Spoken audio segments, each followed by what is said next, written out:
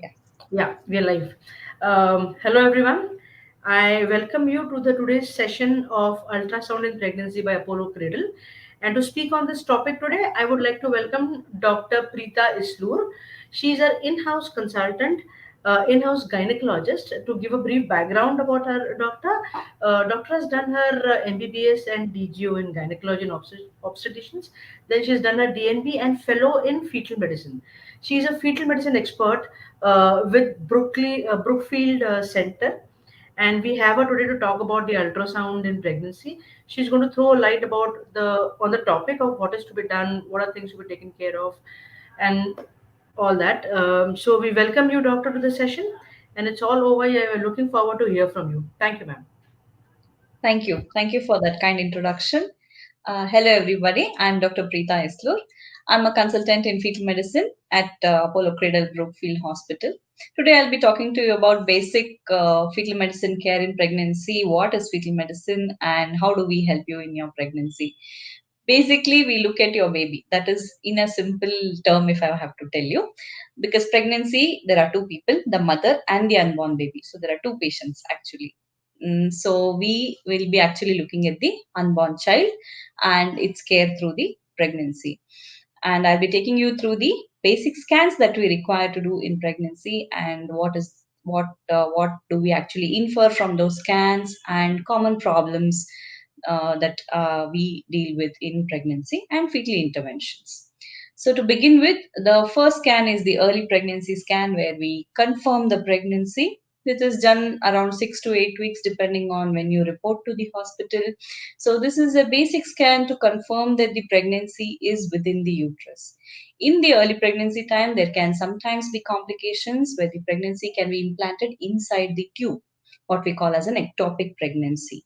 So this can be sometimes life threatening to the mother. So we rule it out and we look at whether the pregnancy is within the uterus, whether the baby is growing fine, and if the heartbeat has come. So this is the early pregnancy scan. This is done between 6 to 8 weeks. And once this scan is done, your basic pregnancy blood work will be done, and you'll be, if you're not already on folic acid in your periconceptional period, if you've not planned the pregnancy, then the folic acid will be started for you at this stage. Next scan, which will be there, is around 12 weeks. This is an important scan. This is called as the nuchal translucency scan. Now, nuchal translucency is a small fluid filled area behind the baby's neck. It is there in all the babies at this stage. It is normal in normal babies. It is increased in babies that are chromosomally abnormal. Now, all of us have 23 pairs of chromosomes, half from the mother, half from the father. So, whenever the combination of chromosomes happens, sometimes there can be an abnormality in the baby. It's a random event and it can occur to anybody. It's not necessary that it's familial. Okay, there can be no family history and the baby can still have chromosomal issues. So such babies have increased nuchal translucency, which we scan for. There are also other markers like the nasal bone and certain blood flows that we study to assess your risk for the chromosomal abnormalities. Now, this test has two parts. The scan detects about 90 to 92% of the babies which have chromosomal abnormality. The other part of the test is the blood test, which is the first trimester serum screening. We look at hormones secreted from the placenta into the maternal blood. We combine all the elements of this, the scan, the values in the scan, then the blood markers, everything together to assess a risk for chromosomal problems, which is specific to that particular patient. Okay, now these results are generally interpreted as low risk, intermediate risk, or high risk. So, if you fall into the high risk category, we need to actually test the chromosomes of the baby because till now we were assessing it indirectly. We were not looking at the chromosomes directly. Chromosomes are microscopic structures, we cannot see them. So, we have to actually look at the chromosomes. Okay, we'll not be able to see it on scan. So, we just screen the entire population, and in that, whoever has high risk factors, we test the baby directly. Why don't we test everybody? Because this test is invasive. We put a needle into the uterus, take a bit of the placenta. Now, placenta's chromosomes and baby's chromosomes are same. We look at the chromosomes directly. So, because we are going into the uterus with a needle, Sometimes there can be a risk of miscarriage. Suppose I do this test for 200 pregnancies, one person may have a chance of miscarriage just because of this test, which is why we don't do this test for everybody. The invasive test or the chorionic villus sampling, CVS as it's called, is done only for the patients who come back with a high risk report on the first trimester NT scan. Now, this scan is generally done between 11 to 13 weeks. Then the next scan would be at around 20 weeks, which is the anomaly scan. Anomaly means variation in the formation, abnormalities of structural formation in the baby. So we look at all the individual organs from head to toe of the baby and see if there are any major structural defects in the baby. 99% of the things are formed at this stage, and we'll be able to tell you whether they are normal. Some things, of course, are still evolving, still forming, like the brain, kidneys. So 90% of the time they look fine. Sometimes, very rarely, they can have abnormalities which are detected later. But most of the things, 99% of the things, can be picked up at that stage for the structural defects of the baby. So these are the most important scans, and these are generally done for everybody.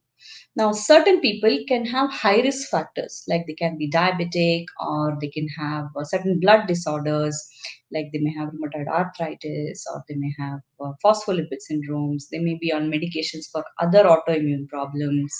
They may have high blood pressure, or they may have multiple pregnancies. They may be carrying twins. So these kind of patients, they require more care for the baby. They have certain risk factors for the baby to become growth restricted. So we keep them under more closer surveillance. We call them back for follow-up growth scans every 4 weeks from 26 weeks onwards. But generally, for a low risk population, if you don't have any of these above risk factors and the blood flow from the mother to the baby is fine in the first trimester scan and in the anomaly scan, then routine care is what is advised at this stage. So we see you back for growth scan between 28 to 30 weeks.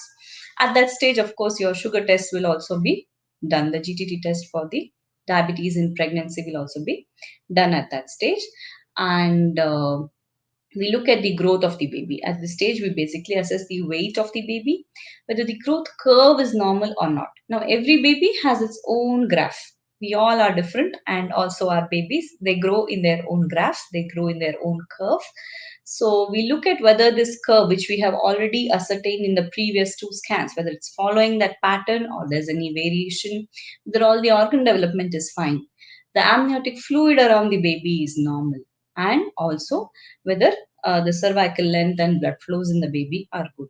So once we assess these, the growth scan, which is done at 28 to 30 weeks, then there'll be another final scan, which is done at around 36, 37 weeks, just before they plan your delivery, to look at the final estimation of the weight, the amniotic fluid, and the blood flows in the baby. So these are generally the 5 scans which are done for a low risk pregnancy, and we look at how is the growth of the baby and organ formation, and whether there are any chromosomal abnormalities. Apart from this, like I said, there are certain high risk factors. In those patients, we follow them up more carefully. Every 4 weeks, we see them, and we need to look at these babies more prominently. Certain people, like diabetics or people who have a strong family history of fetal heart defects, a mother herself has had a heart defect and she's operated for that and she's corrected heart defect. These kind of pregnancies, we also do a specialized scan for the baby's heart called as the fetal echocardiograph, and we do it at around 24 weeks to see that the fetal heart is formed normally. Now, apart from scans, fetal medicine also encompasses certain fetal interventions. One was, which I already told you, the chorionic villus sampling, which we do at the 11 to 13 week scan. The second one is the amniocentesis, where we put the needle inside the uterus, take a bit of the amniotic fluid. Now, baby is inside a bag of water. So this water it has baby cells inside. So we take that and we check the chromosomes directly.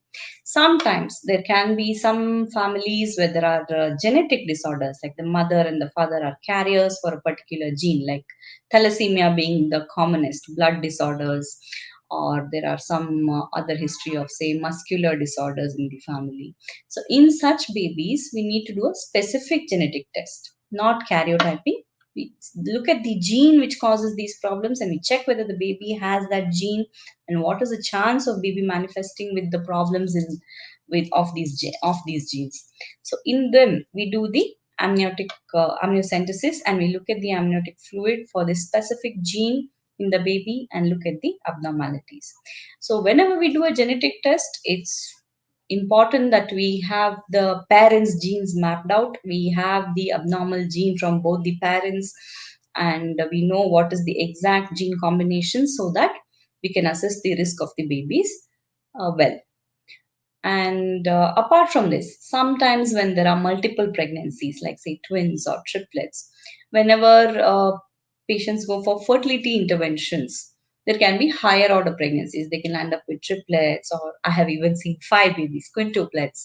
So this kind of pregnancy is difficult to continue for the mother. She has a lot of risk of developing complications because of the sheer volume, the number of babies that she is carrying. So her risk for blood pressure, sugar, everything goes up.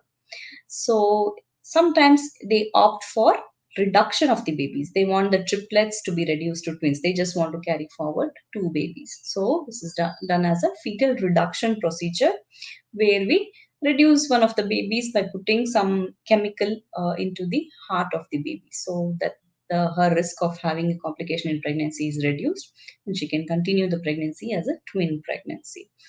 Um, Apart from this, there are certain laser interventions that we need to do in twin pregnancies. Twin pregnancies have their own spectrum of complications.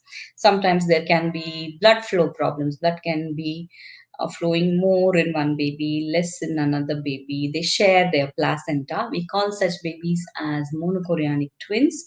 So, depending on the degree of the problem and how much is the discrepancy in the blood flow, we may decide to do various laser interventions. We may need to do cord coagulation in one of the babies, depending on what the problem is. So, these are the common fetal interventions that we do, and if required, we may do more scans. Otherwise, these are what commonly we do and look at the baby's growth. Thank you. If you have any questions, I'll be happy to answer. For a pregnancy ultrasound, there is no specific preparation required. You can have your food and come. There is no need to fill your bladder additionally. There's no need to drink lots of water and come and everything, because it is really uncomfortable to hold your bladder in pregnancy. And you can come normally. Always keep some time on hand when you come for scan, because our work is dependent on the baby's position. Sometimes what happens, the baby is lying prone, so I can only see the back of the baby, I cannot see the face and the heart, so I have to wait for the baby to turn. So it takes time. It's not like an adult scan where I can turn the patient left, right, and finish the scan. So fetal scans take time because we are highly dependent on the baby to turn around and pose for us. So keep some time on hand. That is the only preparation I would say required for ultrasound. 3D, 4D ultrasound, these are volume ultrasounds where we take the depth images. These are good for superficial imaging of the baby. We can look at the skin, the outer surface of the baby. We can also look at the brain structures layer by layer and heart. So these are important when specifically there is some abnormality and we need to detect the abnormalities in the heart and brain. So these are important in those scenarios. And of course, you get very nice pictures of the baby when you take a 3D ultrasound of the face. But it is again position dependent. Most of the time, babies trouble me. They hide their face with hand, leg. I have to wait forever for them to show me the face. Some babies, of course, pose very nicely and they get really good pictures. So again, it depends on the baby. 4D ultrasound is real-time ultrasound where we can actually see the baby moving. It is a 3D ultrasound, but it's like a video loop. So the baby is moving and you can see it. So that is the 4D ultrasound. What are the risks of conducting ultrasound? It is very minimal actually. It is more safer than your phone, if I can say so. because these are actually ultrasound waves. These are very high frequency sound waves which we cannot hear. These are not radiations, unlike CT or X-rays. So these are very high frequency sound waves which is from the probe. There is a crystal in the probe. It goes and touches the object. Depending on the density of the object, it is reflected back and the image is constructed on the screen. It's actually pretty safe and there is no problem with the ultrasound. None of the safety studies which have been done for the last 35, 40 years have shown that there is any risk to the baby with ultrasound. How many ultrasound is done in high risk pregnancy? Depends on the risk factors. Depends on the risk factors. If there is growth restriction, if there is any blood flow problems, you may need more scans. Sometimes when the baby is premature and there is blood flow problems, we need to look at the blood flow as often as daily to time the delivery so that we can balance prematurity with the blood flows. Depends on what the risk factor in the mother is. If the mother has high blood pressures and growth problems, such babies require more scans depending on how severe the problem is. It is tailor made to the individual patient. There's no fixed number. In high risk pregnancies, yeah, growth restriction is a very common problem in the baby. Now because of high risk factors which the mother has, the blood flow to the baby is drastically reduced, which causes the baby to not grow well, not gaining adequate weight and not receiving adequate blood supply. Now when the baby doesn't receive adequate blood supply, it's see, blood baby receives all its food through the umbilical cord. Okay, so when it's not receiving adequate blood supply through the umbilical cord, that means it is literally starving. So this causes certain metabolic changes in the baby, what we call as acidosis.